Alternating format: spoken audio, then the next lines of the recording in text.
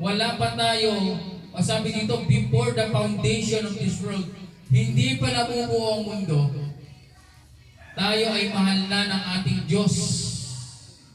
Ibig sabihin, hindi pa ako tao, hindi pa ako buo, wala pa akong kamay, wala pa akong mata, wala pa akong ilong, wala pa akong lahat, ay minamahal na ako ng Panginoon.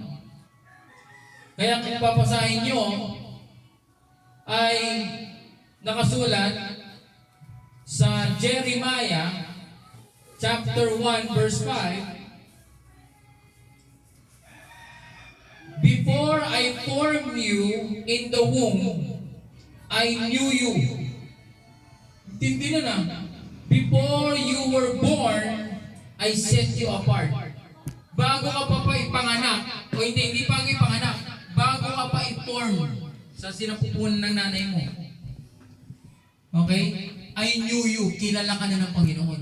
Kaya ako nag-ano akong gabi, study ako, sabi ko, kilala na ako ng Panginoon before I formed you, bago ka pa nabuo sa tiyan. Ibig sabihin, wala ka pang physical na katawan, kilala ka na ng Panginoon. Kaya hindi ka babase sa itsura mo ngayon, sa itsura ko ngayon. Kasi ang itsurang to nakikita nyo, ito ay binubuo ng mundong to. Kasi simula nung pinanganak ka, anong unang nagbuo sa'yo? Binigyan ka ng pangalan ng nanay at tatay mo, di ba? Sabihin, nung hindi ka pa pinuporm, wala ka pang pangalan, mahal ka lang ng Panginoon.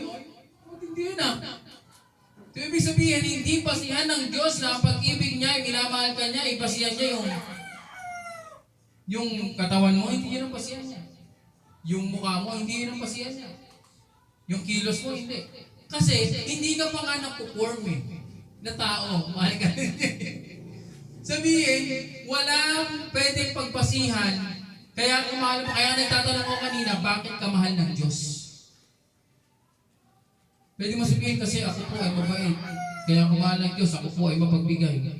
Wala pang ganyan eh. Hindi mo pwede sabihin dahil mabait.